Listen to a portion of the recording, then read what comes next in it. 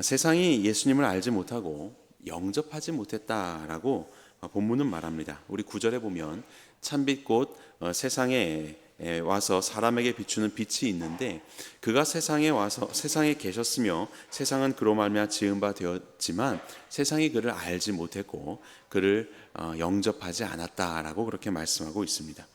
그러면 이것은 정확히 무엇을 말하는가? 알지 못하였다, 영접하지 못하였다, 이 말은 무엇인가?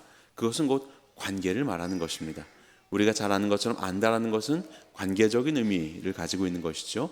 정보를 넘어서 교제하고 알아가는 것입니다. 그런데 그러지 못하였다. 그리고 영접하다라는 것은 안으로 모셔드리다라는 의미입니다. 안으로 모셔드리지 않은 것입니다. 여전히 바깥에 있는 것입니다. 그분을 알고 있지만 그분과 나의 삶은 사실 아무런 관계가 없는 것입니다. 그래서 세상이 예수님을 알지 못하였다, 영접하지 못하였다라는 것은 예수님과 아무런 교제를, 아무런 관계를 갖지 않고 있는 상태를 이야기를 합니다. 그것을 곧 세상이라고 말합니다. 성경에 보면 특별히 신약 성경에 세상이라는 용어가 180번이 넘게 나옵니다. 그 중에서 요한이 쓴 요한복음과 요한서신에만 100번이 넘게 나오고 그 중에서도 요한복음에 70번이 넘게 세상이라는 단어가 많이 등장을 합니다. 세상은 어떤 곳입니까? 하나님이 지으신 곳입니다. 하나님이 지으셨고 그렇기 때문에 하나님이 주인 되시고 하나님의 뜻 안에 거해야만 잘 윤택한 삶을 살아갈 수 있도록 하는 그 피조물이 곧 세상입니다. 그런데 그 세상은 다른 한편으로는 하나님과 아무런 관계를 갖지 않는, 하나님께 지음받아 그분이 주인이 되셔야 하는데 하나님을 떠나서 하나님과 관계하지 않는, 자기가 주인 되고 스스로의 노력으로 스스로의 삶을 살아가고 있는 분리된 존재가 되어버렸습니다. 그것을 바로 세상이라고 이야기합니다. 하나님께 지음받았지만 하나님과 아무런 관계 없이 살아가는, 예수님과 아무런 관계 없이 살아가는 바로 그러한 존재를 오늘 본문에서는 세상이라고 이야기를 합니다. 그들은 빛이신 예수님을 거부했습니다. 왜 거부했을까요? 성경에는 그렇게 말씀하시죠. 자기의 모습이 드러나기 때문이다. 어둠 가운데 있어도 살만 했다라는 것입니다. 빛 안으로 들어가자 빛으로 인해서 드러나게 될 자신들의 모습을 감추고 싶었다라는 것입니다. 그 안에서 있는 삶이 아닌 어둠 속에서 있는 삶도 괜찮은 삶이라고 생각했던 것입니다. 빛 안에서 나를 보았을 때 모양이 이렇게 생겼고 생김새는 이렇고 색상은 이렇고 이런 것들이 나올 텐데 당장이라도 여기 빛을 꺼버리면 나라는 존재는 있지만 내가 도대체 어떠한 모습과 색깔로 생겼는지를 식별할 수가 없는데 세상은 그 상태를 선호하고 있다라는 것입니다. 왜냐하면 하나님이 판단하고 하나님이 규정하시고 하나님이 인도하시는 것을 원치 않기 때문에, 주님과 관계를 끊어버렸기 때문에 내가 이 암흑 속에서 나에 대해서 잘 몰라도 이렇다라고 생각하고 그것을 옳은 걸로 생각하고 그것이 그럭저럭 괜찮은 것인 줄 생각하여서 그냥 그 안에서 머물고 있는 것이죠. 그렇기 때문에 빛 가운데로 나오지 않는 것입니다. 마치 장님이 코끼리를 만지면서 코끼리는 다리를 만지면서 코끼리는 기둥이야 라고 말하고 꼬리를 만지면서 코를 만지면서 코끼리는 호스나 노끈 같은 거야. 일부 맞는 것 같지만 사실은 그렇지 않죠. 그것은 코끼리를 모르는 거죠. 빛 안에서 코끼리를 봐야지 코끼리를 아는 것입니다. 그런데 세상은 주님과 관계하지 않고 빛이신 예수님을 거부하며 자기들이 생각하는 그럴듯한 삶, 그럴듯한 행복, 그럴듯한 의미를 가지고 알지도 못하지만 그냥 그 어둠 속에서 살아가고 있는 것입니다. 그것이 바로 세상의 어리석음인 것입니다. 자, 그렇다면 이번에 믿음이란 무엇입니까? 믿는 자의 특권은 무엇입니까? 자, 오늘 본문에 보면 영접하는 자, 곧이라고 말해서 똑같은 의미죠. 그 이름을 믿는 자라고 이야기합니다. 그들은 하나님의 자녀가 되는 권세를 주셨다. 영접하는 것이 곧 믿는 것입니다.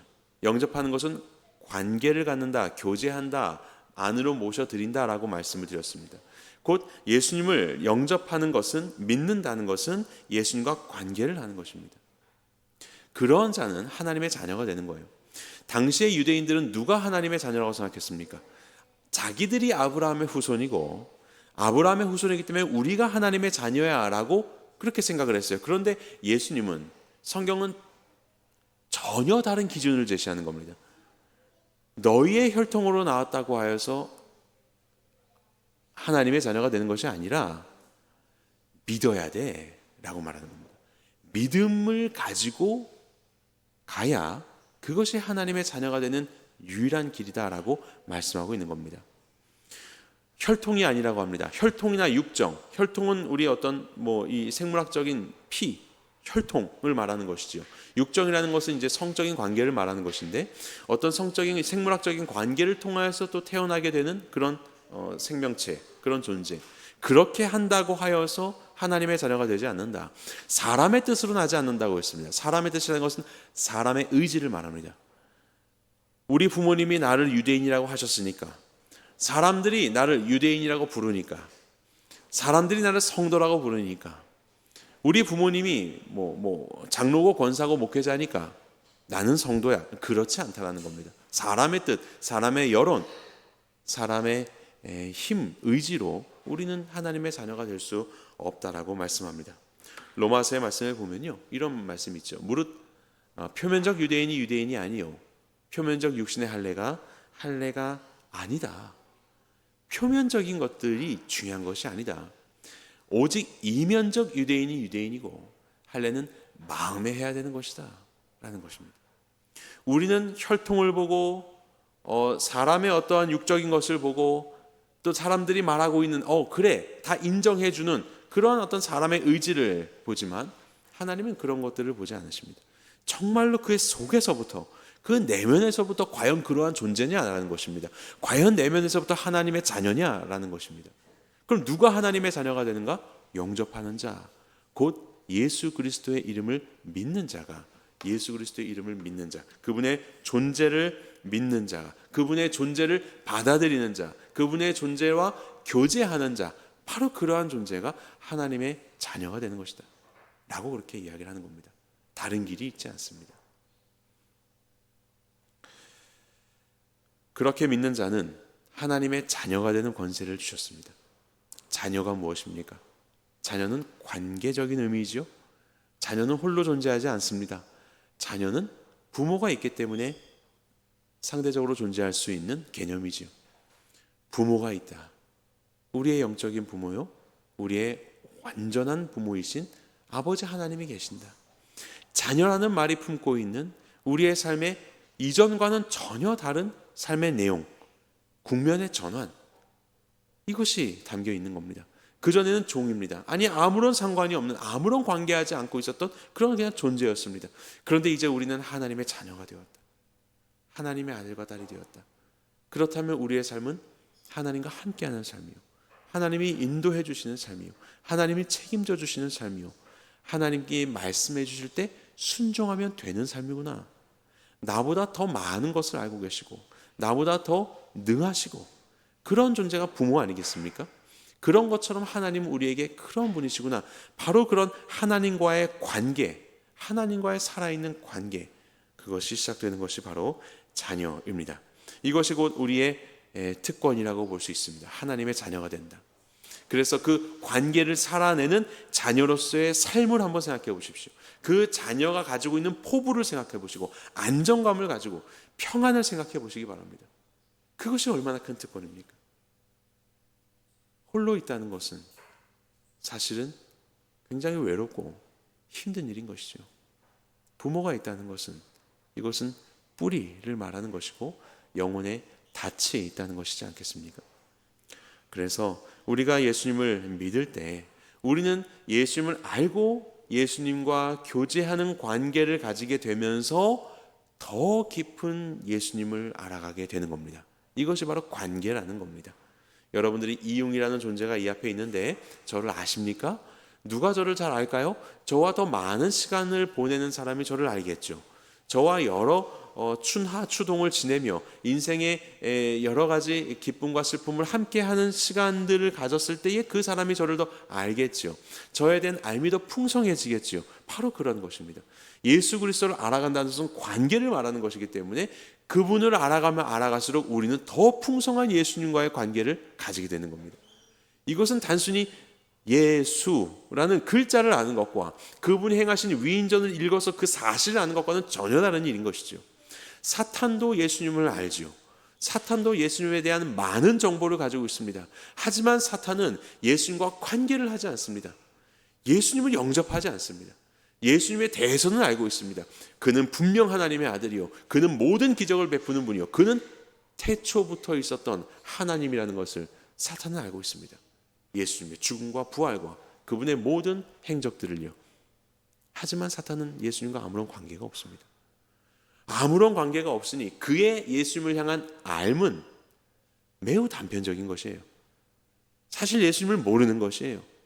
코끼리를 아십니까? 눈 떠서 봤으니 코끼리를 봤죠? 아니요. 코끼리를 사육해 봐야죠. 코끼리를 타보기도 하고 그가 물을 정말로 코로 어떻게 먹는지도 보고 그렇게 코끼리와 살면 코끼리를 아는 겁니다. 그 알은 굉장히 두껍고 풍성한 알이 되는 것이죠.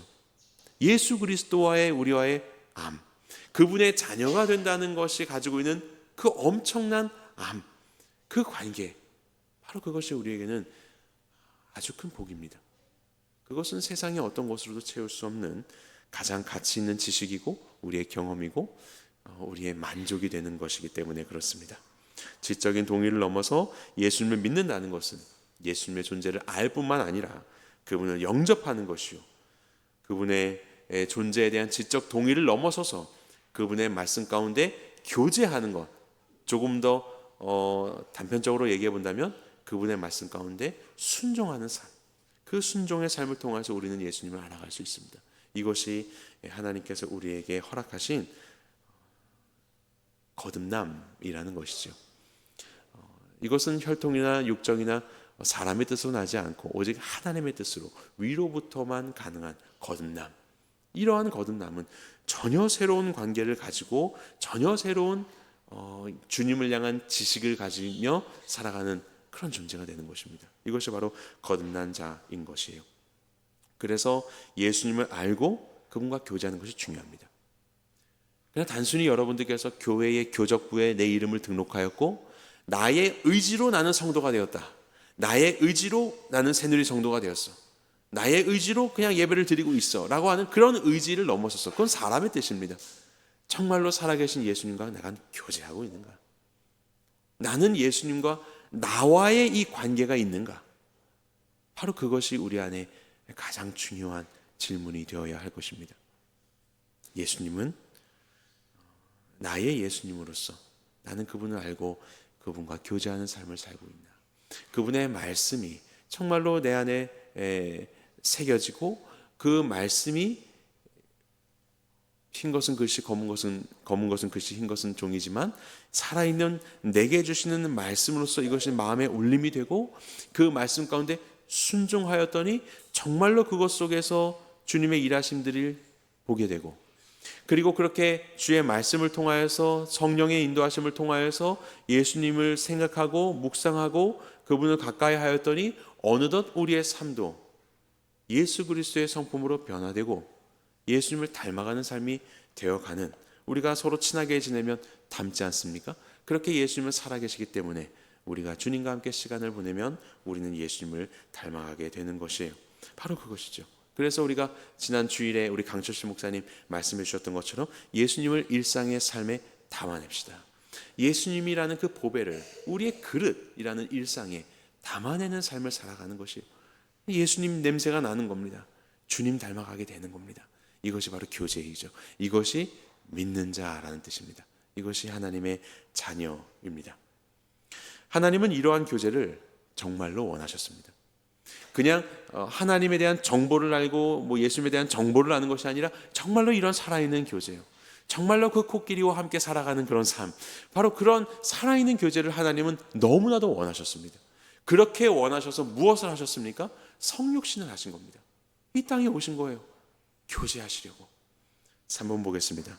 구약에 비추어 본 예수님의 성육신은 어떤 의미가 있습니까?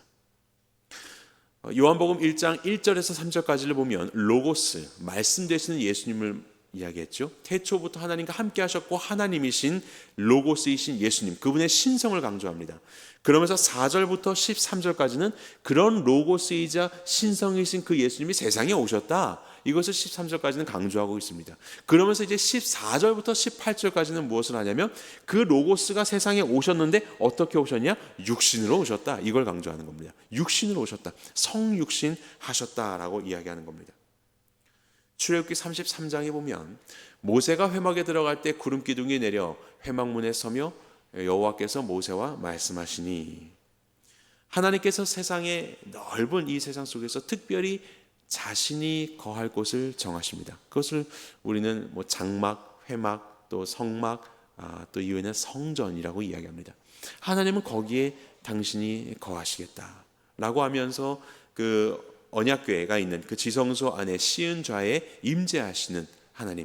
낮에는 이제 구름 기둥으로 보이고 밤에는 이제 불 기둥으로서 그렇게 역사하시는 하나님. 그렇게 구약에서는 하나님은 자신이 임할 장소와 그 시간을 한정하셔서 그곳에 당신을 넣으셔서 세상 가운데 당신을 보여주셨습니다. 당신을 알게 하셨습니다. 그리고 그런 하나님께 나오게 하셨고 예배하게 하셨고 그렇게 하나님과 교제하는 삶을 시작하게 하셨지요. 그렇게 구름 기둥이 내렸을 때 회막문에 서며 여호와께서 모세와 말씀하셨다. 그래서 많은 사람들이 그 구름 기둥을 보고 하나님의 위엄 앞에 예배하게 되는, 그것이 바로 이스라엘 백성들의 삶이지 않았습니까? 바로 이것처럼 보이는 성막으로 하나님이 임재하셨던 것처럼 자신의 모든 존재를 그 공간과 그 시간에 좁히셔서 임재하신 것처럼 우리 하나님은 보이는 예수 그리스도, 육신을 가지신 예수 그리스도 안에 하나님은 임재하셨습니다. 성막의 자욱한 연기와 구름기둥과 불기둥으로 그분의 위엄을 나타내셨던, 영광을 나타내셨던 하나님께서 예수 그리스도로 이 땅에 오셔서 그분의 세상의 지혜로는 범접할 수 없는 말씀들과 그리고 세상에서는 결코 흉내낼 수 없는 표적과 각종 이사들로 하나님의 영광을 드러내셨던 것이지요. 살아있는 성전이요, 성전 그 자체이신 예수님, 바로 그것은 하나님의 성육신, 우리와 교제하기 원하시는 하나님의 성육신입니다. 바로 그것이 독생자의 영광이라고 하였습니다. 독생자라는 것은 홀로 하나뿐인 유일한 존재라는 것을 강조하는 것입니다. 하나님께서 당신을 그렇게 성막과 성전에서 계시하셨지만 이제는 다른 데서가 아니라, 다른 이런 것이 아니라 예수 그리스도를 통하여서 당신을 드러내기를 기뻐하셨고 그것을 통해서 당신을 완전하게 드러내셨습니다. 그것이 곧 하나님이 택하신 독생자라는 뜻입니다. 유일하다, 이것은 비교할 수 없다라는 그런 의미입니다. 예수님을 통해서 하나님은 당신을 그렇게 드러내셨습니다. 출애굽기 34장에 보면 이제 그 회막에서 하나님께서는 당신의 율법을 말씀하십니다. 율법이 무엇입니까? 이렇게 살아라, 저렇게 하지 말아라, 이렇게 해라, 이것입니다. 하나님의 성도로서 어떻게 살아가야 하는가, 생활을 말하고 있는 겁니다. 그런 삶을 통하여서 하나님의 사람이라는 것을 확인하고 하나님과 교제하는 거리들을 만드신 것입니다. 그것이 이 출애굽기 34장의 말씀입니다. 그런 것처럼 이 땅에 오신 성전 되신 예수님은 우리에게 주의 말씀을 증거해 주셨죠. 무엇이 복이 있는 삶인가? 무엇이 영원한 삶인가?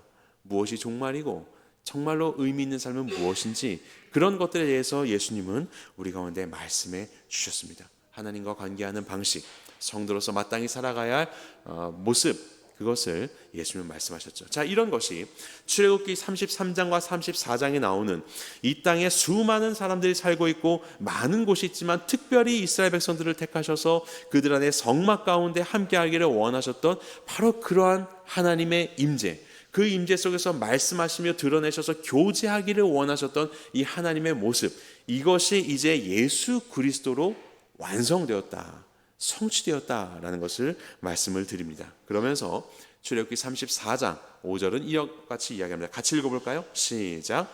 여호와께서 구름 가운데에 강림하사 그와 함께 거기 서서 여호와의 이름을 선포하실세. 자, 구름 가운데 하나님께서 임재하셨습니다. 성막이죠. 임재하셨습니다. 그러면서 6절 시작. 여호와께서 그의 앞으로 지나시며 선포하시되 여호와라 여호와라 자비롭고 은혜롭고 노하기를 더디하고 인자와 진실이 많은 하나님이라. 이것이 하나님이셨습니다.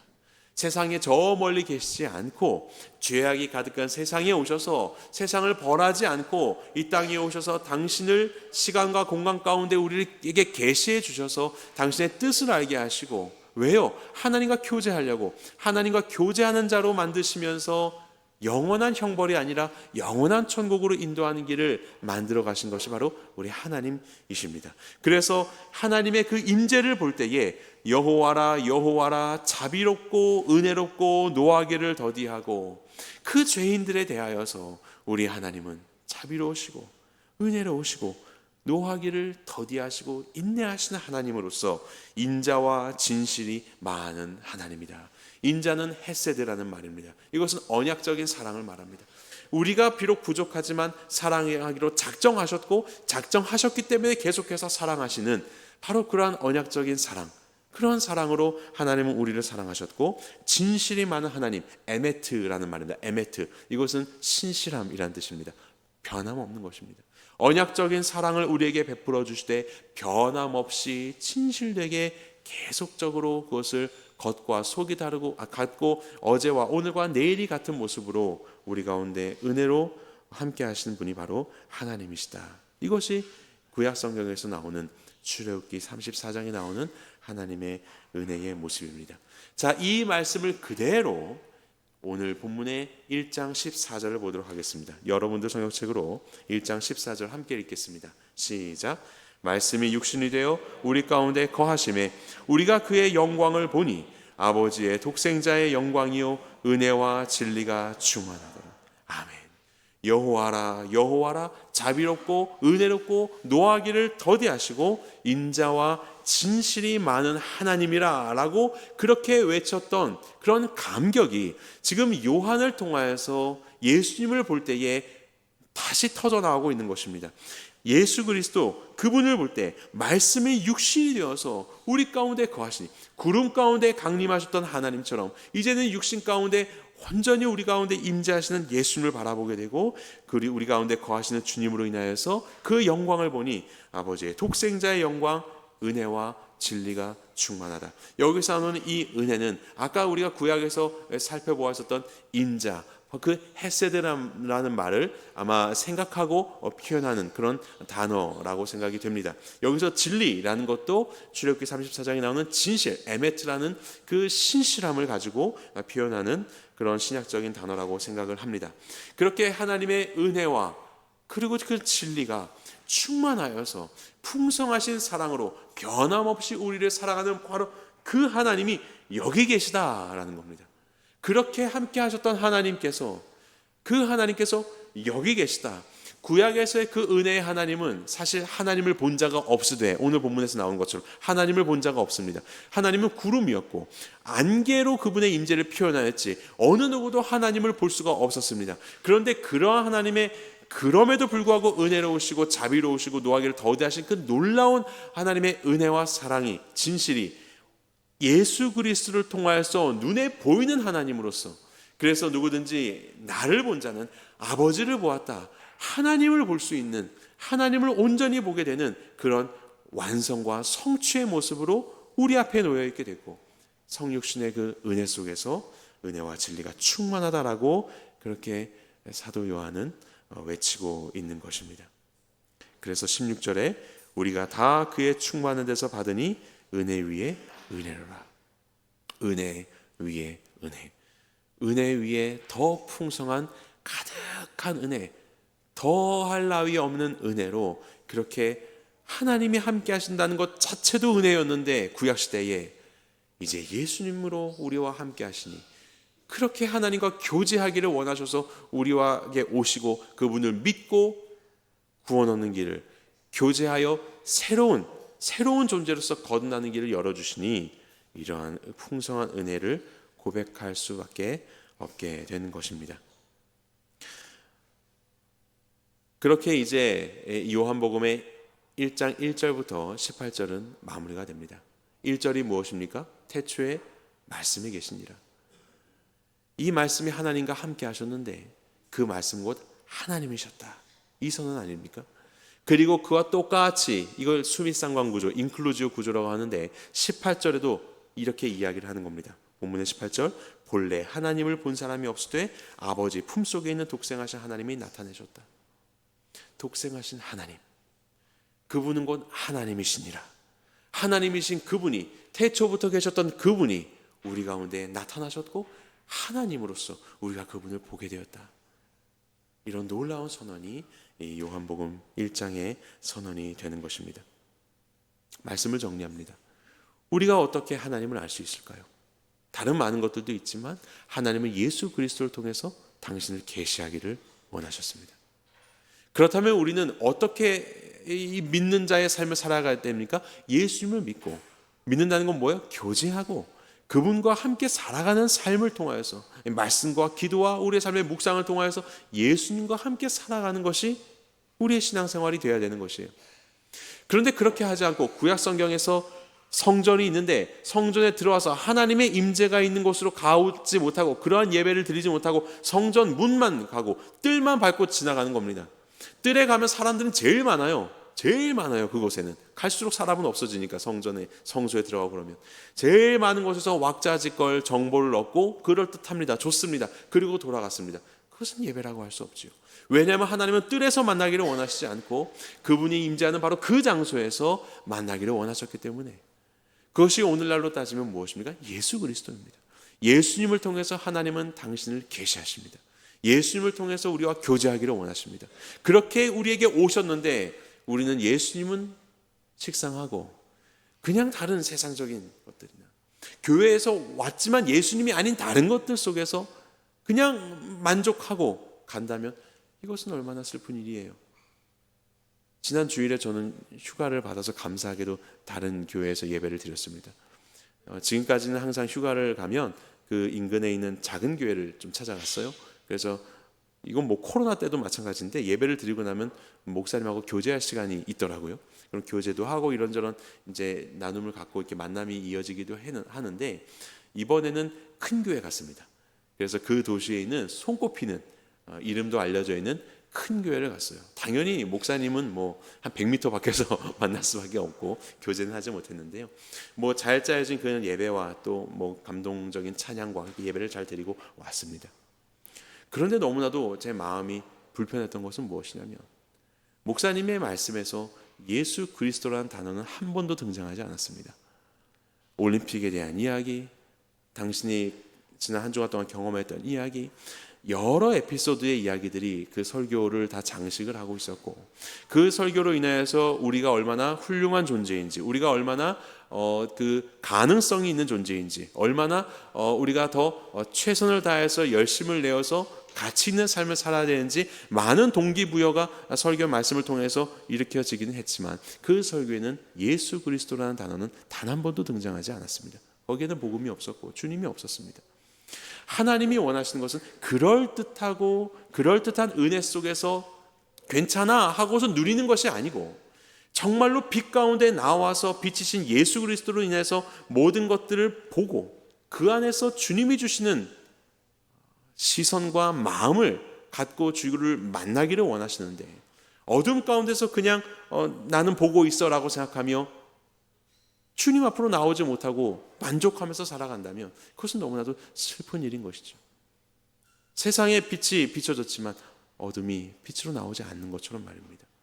하나님은 예수님을 통해서 당신을 계시하고 만나시기 원하시는데, 성도들의 무리 속에서 예수 그리스도를 알아가는 것을 힘쓰지 않는다면 이것은 무엇인가 잘못된 것이죠.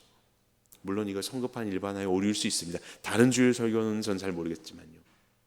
여러분들의 신앙생활, 우리의 신앙생활이 어때야 되는가? 예수님과 살아있는 교제를 누려야 된다. 다른 그럴듯한 것 중요할 수 있습니다. 하지만 그것은 중요한 것이 아니라 오늘도 살아계신 예수 그리스도와 함께 교제하며 예수님을 통해서 하나님을 알고 예수님을 통해서 나를 점검하며 예수님을 통해서 당신을 계시하기 원하시는 하나님과 교제하는 신앙생활. 예수님을 잘 아는 자가 하나님을 잘 아는 자요. 예수님과 더 풍성한 교제를 누리는 자가 진정으로 하나님의 자녀가 되는 것입니다. 이 귀하고 복된 교제를, 살아있는 교제를 누리시는 우리 성도님들 되시기를 주님의 이름으로 간절히 축원합니다.